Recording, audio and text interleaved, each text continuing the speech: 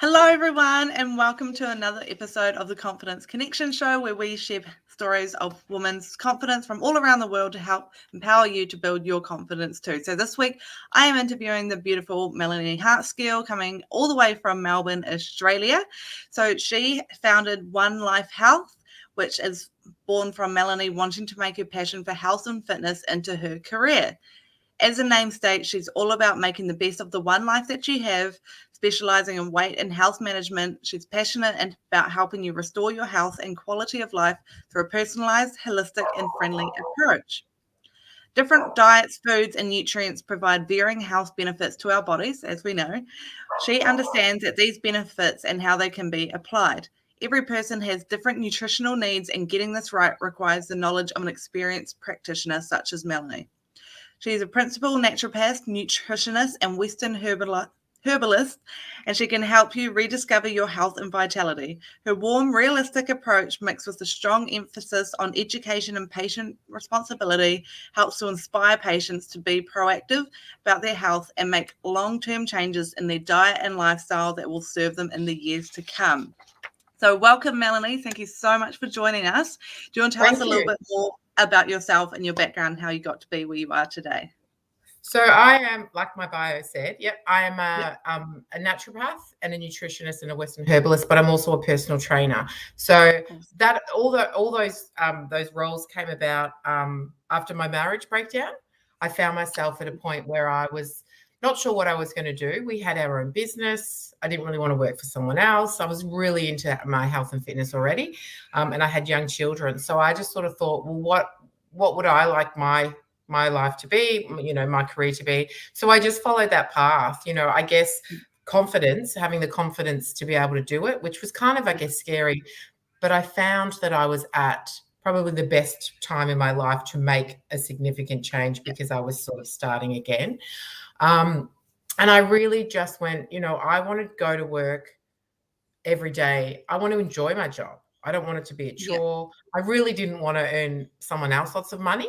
I wanted to earn myself lots of money because we had our own business. So I was used to being able to dictate my own hours and all that sort of stuff as well. So that's how it sort of fell into me, or I fell into it. And then it was just, I did my Cert 4 in fitness first. So I became a fitness instructor and a personal trainer. And then from there, it was a real organic progression. I like training people. I like fitness, but there's so much more that goes with that. So then I did my extra studies and did all my nutrition and my naturopathy and everything. So now I sort of encompass a holistic approach, which is very much what naturopathy is about, into my whole business. So, I help people in specific areas, but I can complement them in other areas as well. And as we were chatting just before, that's one of the things I've done in the past sort of 18 months while we've been going through all this COVID lockdowns, especially here in Melbourne, is to then build on what I want to do and how I get that out to people. I am a big advocate of supporting people and educating people, and often to my own detriment because, I want to help everybody. And we can't always do that. But I'm very much that sort of person. I'm I guess your cheerleader in when you look in that sort of scale. I just want to be there to support and cheer everyone on and help them as best I can. So that's how that business came about. And then I've just spent the past I've been doing it for about 6 years, but the past 18 months I've really sort of worked on a niche as well, which is women. I'm a 48-year-old woman. So I think quite relatable. But working on a niche and supporting more specifically women that are going through health concerns and health issues and want to, I guess, feel confident in themselves as well. Yeah, that's brilliant. And again, like we said, talking off air, that you can find there's opportunity in, the hard times like COVID, like your marriage breakup and stuff. And, it's funny, I've learned over the past year, the word crisis in Chinese breaks up into the two characters, danger and opportunity, like opportunity and danger. Oh, wow. Yeah, 100%. Crisis is like your marriage breaking up, like the pandemic, whenever there's a crisis, there's opportunity in that danger. It's definitely how you deal with it, and a lot of that comes down to mindset. Definitely. Yeah, definitely. But yeah, it's how you approach those sort of things. You know, and I'm not one to sit on my bum and just go, you know, I'm a bit of a doer. I think you need to be if you're in the fitness industry. So I love that. I think that's great. Yeah, it is. So tell us a bit more about your business and what makes it different to what else is out there. So I guess what makes a difference is the fact that I've got a variety of experiences or skills, so I can bring just more than one thing to the table. You know, when I'm doing nutrition with people, I will always encourage them to move. I don't necessarily focus on it being exercise, because some people will run to the hills screaming at the thought of exercise. So it's really about movement, about finding what you enjoy and doing it regularly. You know, studies show that is the biggest thing to help with longevity, is just being active. It's not, you know, smashing weights or, you know, doing HIIT classes or that sort of stuff inconsistently. It's just doing something regularly and consistently. So I will always talk to that with my patients that I see in a clinical sense. And then I will always talk about lifestyle stuff with my personal training patients. And that could be things like, you know, stress and sleep, that sort of stuff, or more specifically nutrition and that sort of thing. So I guess that's a really big point of difference, and that's really appealing to a lot of people, because I can talk to them, women in particular, about, you know, exercise and how that impacts, but also, you know, from the sense of, you know, you hormonal impact on weight and weight management and energy and mood and all that sort of stuff. So I bring that whole big picture. And so while one of the things I worked on in lockdown was developing an online program. And it's called the FemPower method. So it's all about empowering females. And it's got these modules in it. So I really love it because I can reach broader people. It's got 5 different components. So it's got, you know, an assessment component about what's going on with the individual. It's got a nutrition component, a movement one, a nurturing one as well about the self-care and all that sort of stuff too. And then there's the introduction sort of component where we do one-on-one chats and all that sort of stuff. So that I really worked on, and that's kind of my baby at the moment that I really love, and I'm trying to get off the ground and build momentum. But I'm not a techo person. I'm not a marketing person. So maybe I should do a course in that. But I love it, and I developed it, and you know, people work through their own pace. It's a 12-week program, and each week they get different modules, or when they finish one, they get some more stuff. So they're working on, I guess, all these empowering components. You know, you know, a lot of people, I'd say the majority of people I see by the way of exercise, you know, don't necessarily like the way they look, or there's things that they want to change about the way they look. And I think that's quite common, unfortunately, with women. But it's just the nature of, you know, of the beast, I guess, in that sense. So, you know, this, not that I'm referring to women as beasts. You know what I mean? I know what you mean. Yeah. But so it's encompassing, it's supporting them to, because it change by the way of, you know, weight loss or you know, setting goals and all that sort of stuff. There's a lot to it. You actually need to sort of mentally, you know, prepare and work out why you do things and, you know, all that sort of stuff. So I just made this program because I so often also hear women go, I've tried this, or I've looked everywhere. I just don't know. I just don't know what to do. And I just want someone to tell me what to do, or how to achieve what I want to achieve. And that's what this program is. It's just, it just covers off on all that sort of information, and it's really supportive. There's a great little Facebook group as well. There's online each week we catch up online and go through what's everyone's wins, or how's everyone going, and you can join in, you can just sit back and listen and all that sort of stuff. So it's really, you know, when I saw this opportunity, I'm like, oh, that actually goes really well with what I'm actually doing. And, you know, the women that have done it are loving it, just love it, just love the ease of it as well. And the fact that it's all at their fingertips. You know, I do online chats with women in their dressing gowns. They don't have that was in lockdown, but I mean, you know, they've got that. It's at their fingertips. They can access it, and it's and you work through your own pace, basically doing that sort of stuff. So I'm probably rambling on a little bit now. No, it's great. It shows how passionate you are about what you do. Which Yeah, is great. I can tell you everyone watching can feel that passion. Yeah. And I think too, like you said, how people say, I've tried all this and it's not working. And and look, sorry. No, I was saying, I don't know if you think of it like this, but I think of, and I've heard that we have like these thermostats, like for our body weight, for our, like we have a financial thermostat and like a body weight first thermostat, like where we're just naturally comfortable at. Yeah. Like there's a certain level in your bank account you're always comfortable with, and there's like a certain weight that your body's just comfortable with. And it's like, if you put on weight, you can easily get back down to that comfortable weight, but no further. If you lose weight, your body will happily, put the weight back on to get back to that thermostat, and it comes down, and that's why the mindset comes into it to break through to a new thermostat temperature. Yeah, that's right. And it is, your body gets, the morning sun is coming in on me, and it's like, oh, no, it's nice. You've got that golden glow. I'm trying to dodge it, but I actually can't see very well. But anyway, my forehead will be nice and shiny. Yeah, you're right. Yeah, and your body gets used to being in a certain space, or a certain, where it is. And then, you can bounce around. And look, the thing with women is, one, we put so much pressure on ourselves. Social media, I'm not sure if you're familiar with this in New Zealand, but there's a thing in Australia called the Resilience Project. And it is brilliant. It is brilliant. I'm just going to move that because that's my little ring light. I can see a little on my forehead. The Resilience Project is it's a program that they run in primary schools and in secondary schools. Anyway, it's all about building resilience and all that sort of stuff. But what I had to go as a parent to a talk, and the guy was brilliant. And they have these journals, and they do all this journaling and all that sort of stuff, the kids. But one of the things he mentioned was that, I'm 48. So when I was growing up, we had our Dolly magazines and Cleo magazines and all that sort of stuff.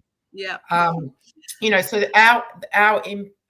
the amount of, I guess, female representation in body image and all that was quite minimal compared to what young women are seeing these days.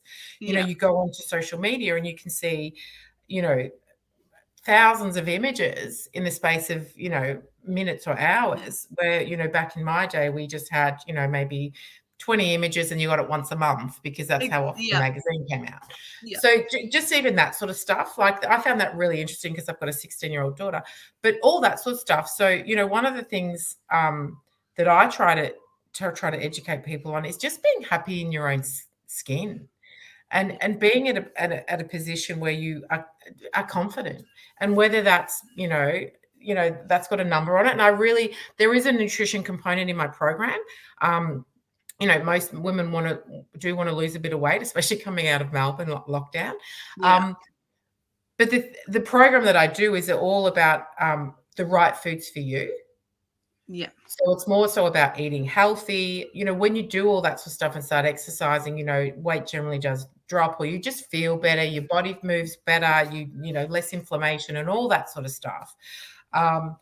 And I think I try and put more of an emphasis on how you're feeling as opposed to what the scales say. So we don't, and I think that's a really hard mindset to try and shift people into, because some people are so focused on, I've got to be this or I've got to do this. But it's just like, well, you don't. What you have to do is ask yourself, and again, it comes back to mindfulness. A lot of it is, how do you feel? What's your energy like? How are you sleeping? How are your clothes fitting? All those sort of things are far more important than what the stupid number on the scales is actually saying. Yeah. Like I once went through a phase of being real conscious about what I was eating, and I remember just out of curiosity tracked it, and it's like I lost 2 kilos, which doesn't seem like much, but I lost like 5 centimeters off my waist, and that seems a lot. And I think it doesn't. The scales don't always represent. They don't.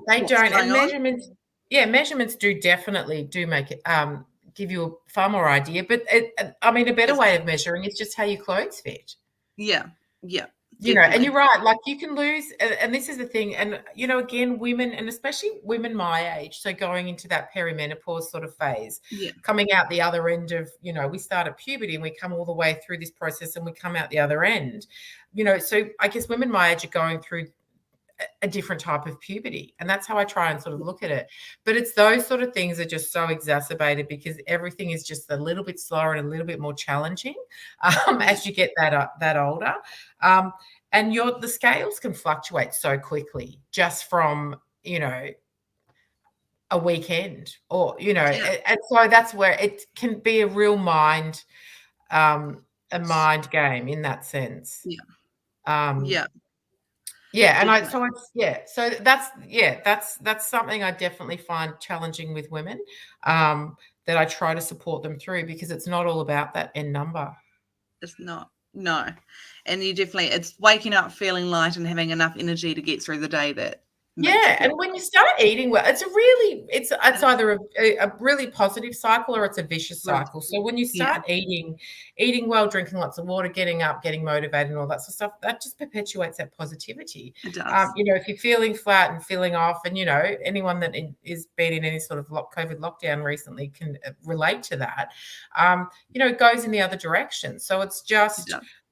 that's what this program sort of does. It starts building on little baby steps, and then by the end of it they're just like, oh my god, I feel amazing, and I've done all this positive stuff as well, and all that sort of thing.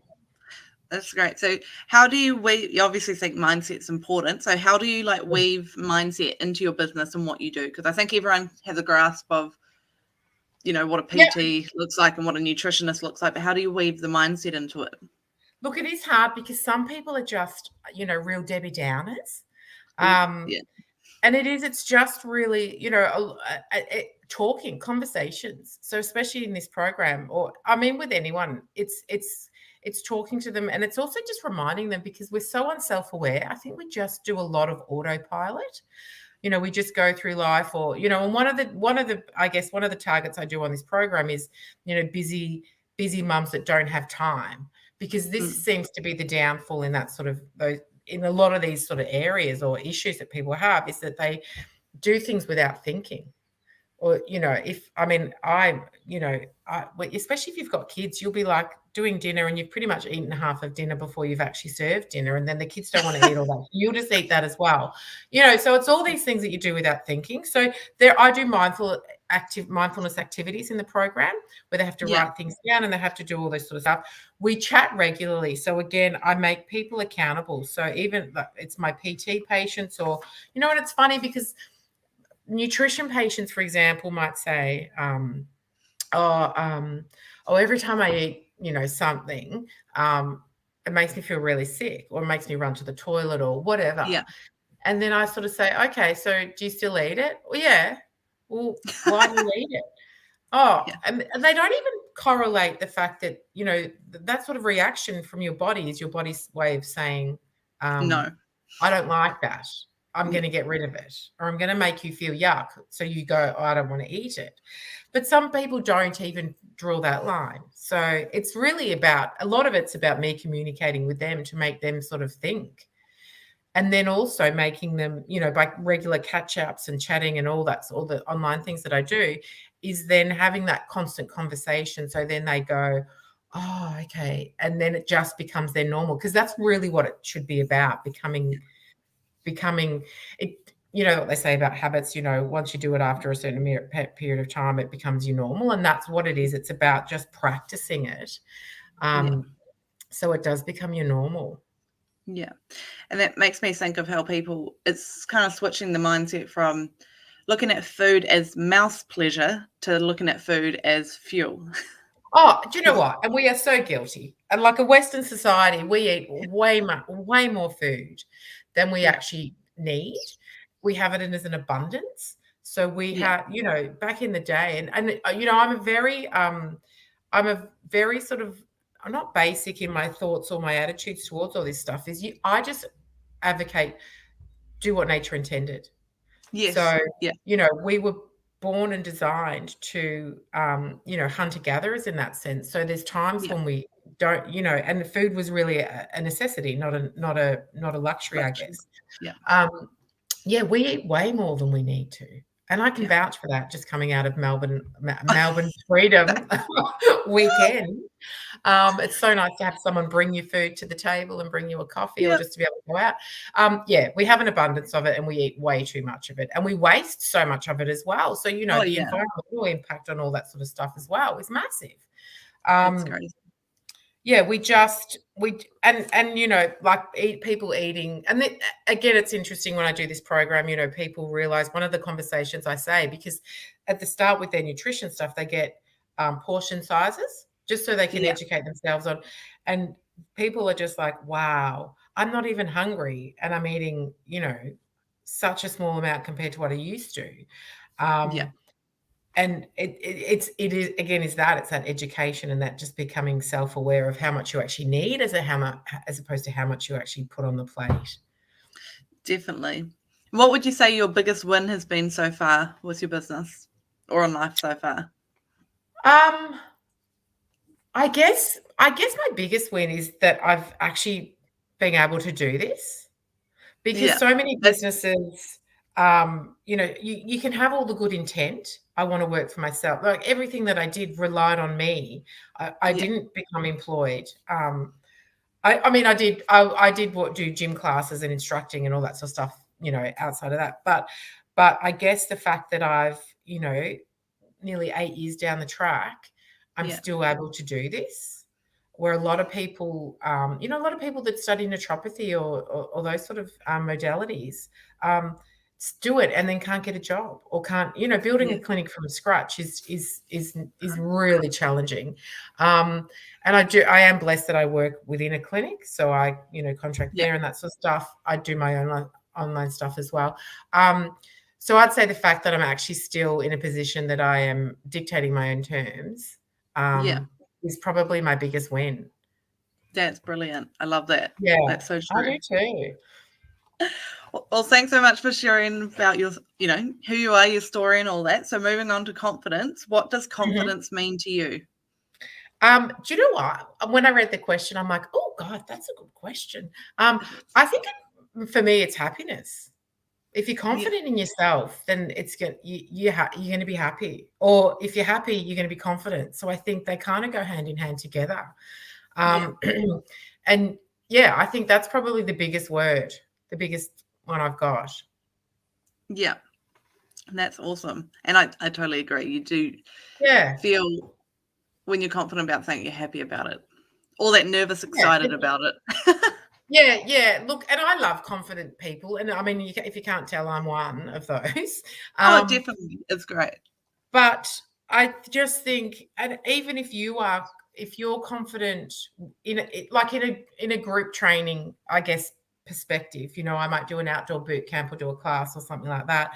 I'm confident, I'm there, helping everyone build their confidence as well. So it kind of breeds, it's like positivity breeds positivity.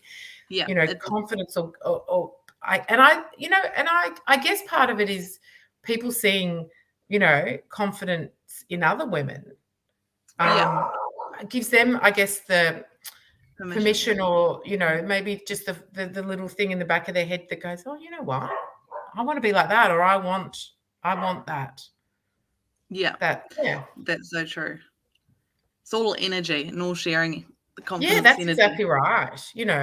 And no one likes a real low vibe, instructor. So and I just love giving people confidence. And I do in every area of my work, I do see people that just lack confidence, and I hate it, but that's what I'm there for, be it whatever modality I'm working in at that point.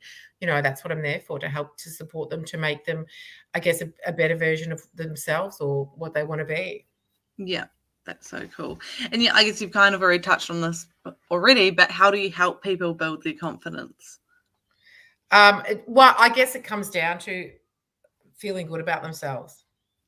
Whether it's, my beginners runner group that someone comes and they've never been able to run, and then we did, do a 5K park run and they walk part of it, or they're feeling confident because they're part of a group that's doing that sort of stuff, or whether it's someone that comes and speaks to me about nutrition and they want to get pregnant, lose some weight, there's so many different things, all that sort of stuff. And like I said before, I'm a bit of a cheerleader, so I'm here to bring people up and just support them in however I can, in whatever it is that they want to do. Yeah, that's great. And what would you say to someone who's wanting to build their confidence but they don't know where to start? I would start with themselves, like working on their mindfulness, and writing things down. So I guess that goes hand in hand. If you're writing it down, then you're actually being mindful about it, because you've actually got to think about what you're putting down. But I think just starting there, not going, don't set high expectations.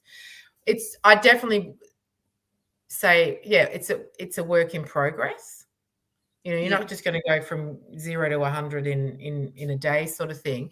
And if you want to maintain all that confidence, you have to build that up from the inside. So definitely being mindful about that, about yourself and what it is you want, and I guess what will make you confident too, because what makes one person doesn't necessarily make the other. That's very true. I'm happy to stand in front of a group of people and talk, where that's not going to bring someone else's confidence out. That's probably going to make them go, oh.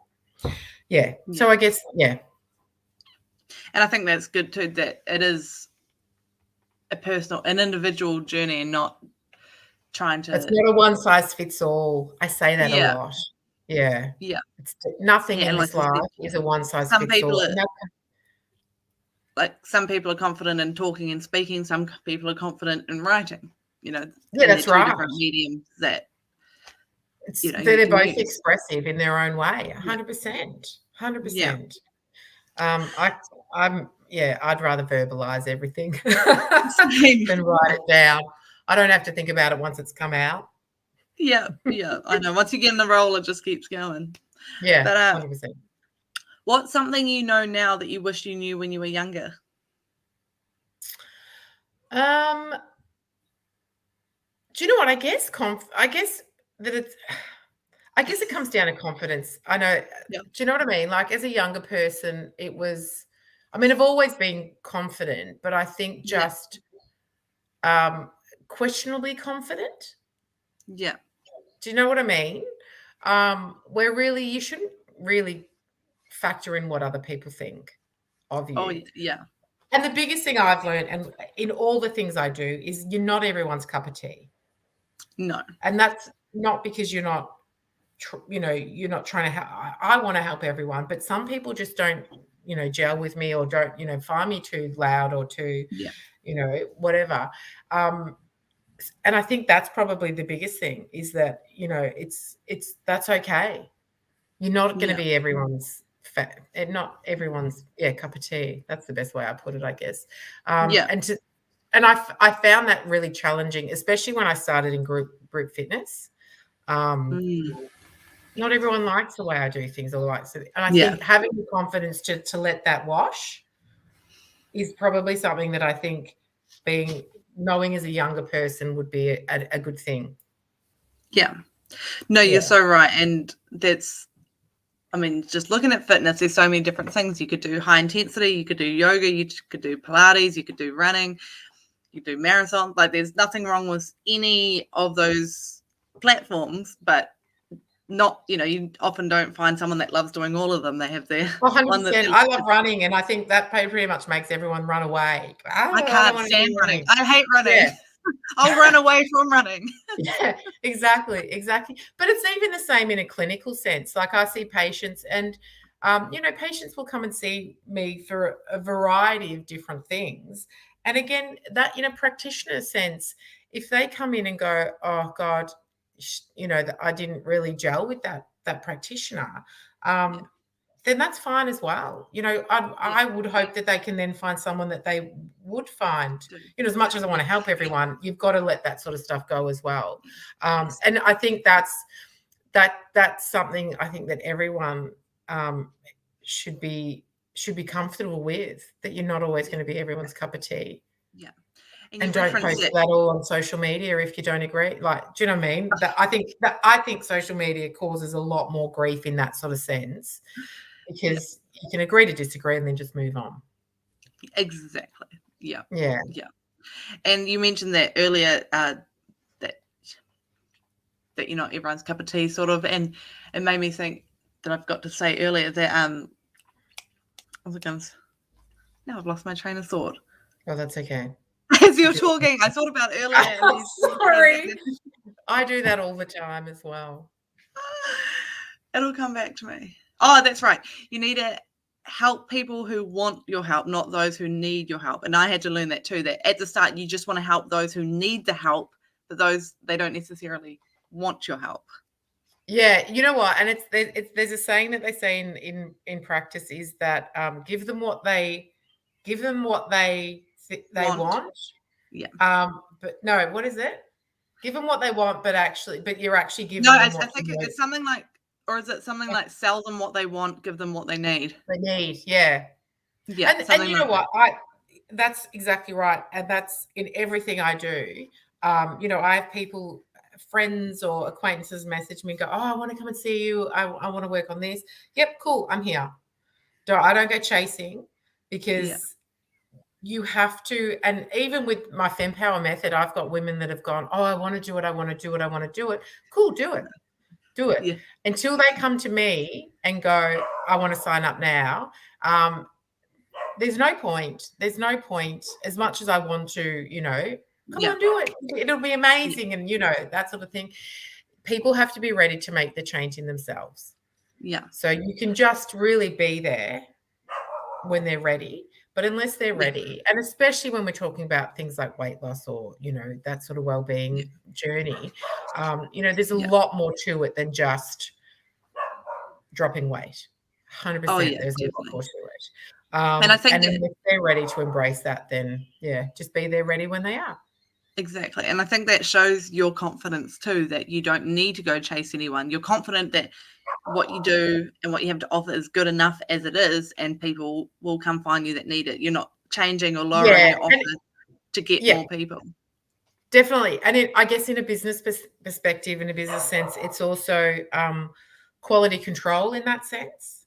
Oh, that yes. You're weeding out the people that, you know, I call them the tire kickers. You know, they're just walking around and checking things out and that sort of stuff. And that's fine. You know, you're going to get that anyway.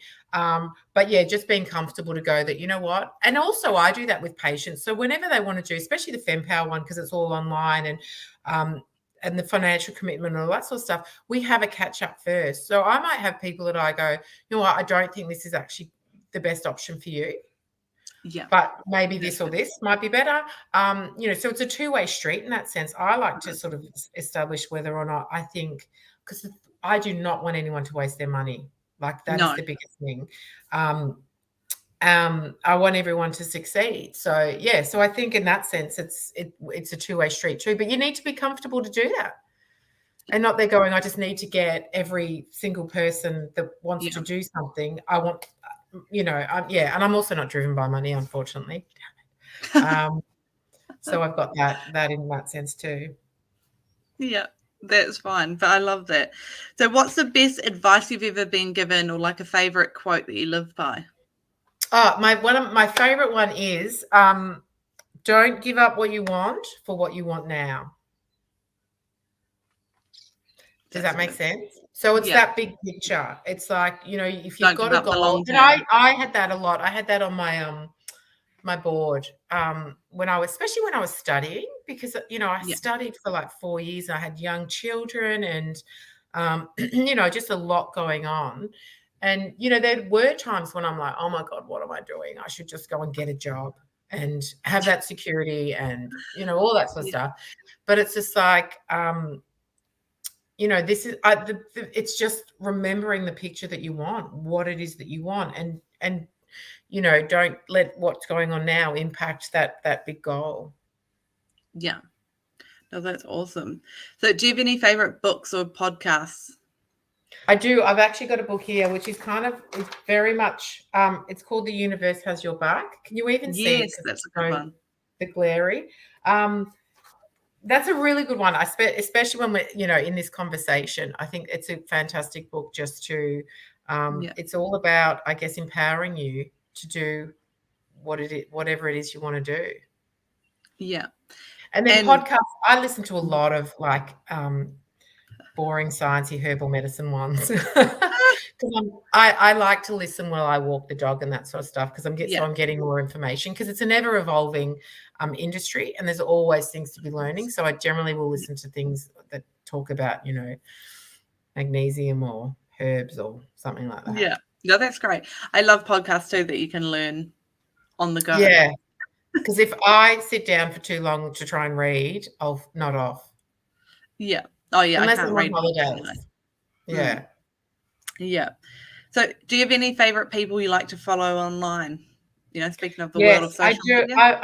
I was thinking about that too last night. So Alexa Towersy, who I'm pretty sure is a Kiwi, but she's based in I haven't even heard of her.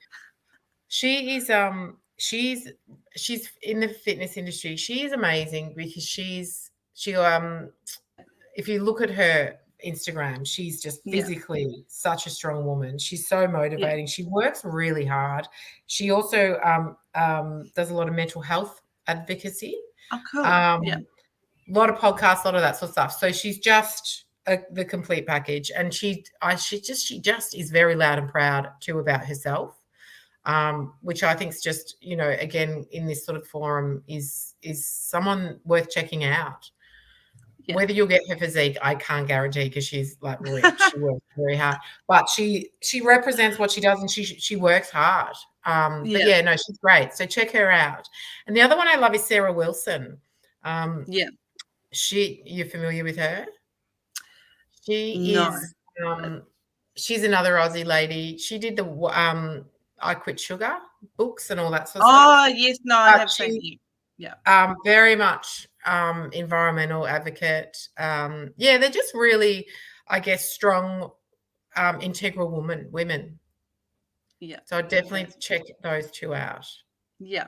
Awesome. And then where can people find and connect with you online? So I've got my website, so onelifehealth.com.au, and social media as well. So One Life Health. I think there's underscores in between the One Life and Health. They're the best ways to find me and then engage with me from there. I'm doing my best with my Instagram, my social media. It's so much hard work. But it's good. I'm going to get my 16-year-old to teach me how to do reels. Yes. That could be your pocket money. She can just be your social media manager. Yeah, 100%. Apparently reels are the way to go. So she's going to help me do that stuff too. Yeah. No, I've definitely seen a difference when I do reels. I do not do them often enough, but when I do them, they get the biggest engagement. So there's a sciencey algorithmy thing behind all that stuff too. It's all. But she's gonna help sort me out with all that stuff. Awesome. And have you got any final words or anything you want to share before we go? No. I think I think this is a great initiative. I think, I'm all for empowering people, empowering positivity. So I think if people can learn from other people's experiences or just engage with other people that will help in that journey, I think it's great. And I think it's that thing of, building women up. Women should be building women up, not bringing them down and that sort of thing, but also just encouraging anyone to be confident. Because I think the current status of life, especially, and I'm bagging on social media a bit here, but, from someone that didn't grow up with it to someone that now has children that are stuck on their phones. I think that there's a big thing, the conversation. I think actually having a physical conversation about stuff is really, really important rather than just putting it up on your Instagram page. Yes. Yeah, I think there's a lot of posts that you see that almost like cries for help. Like you see a post like that's a private conversation you need to have with someone. Yeah. And it's like you don't have that person to actually have a private conversation with or something, so it's online. Yeah. So, and I think, just verbalizing stuff. Like it's, again, it's just, again, if you verbalize it, you put it out to the universe as well. So, I just think, I've lost my train of thought now. Yeah, but I know what you mean. Well, thank you so much for joining me, and thank you to everyone who has watched today and is watching the replay. And it's been a pleasure talking with you this morning. I feel like we've connected, and I've learned from you, and hopefully, I've enjoyed it. Hopefully you can see me, because I've been blinded by the sun pretty much. Yes, no, we can see you. Yeah, your light changes a bit, but it's fine. You've got a nice golden glow.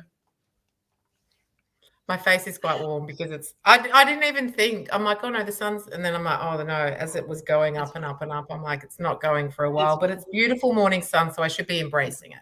Yeah. And thank you for joining us so early. No worries, my pleasure. I'm always up early. Fitness. Yeah, fair enough. Right. Well, thank you everyone, and we'll see you next week. Take care.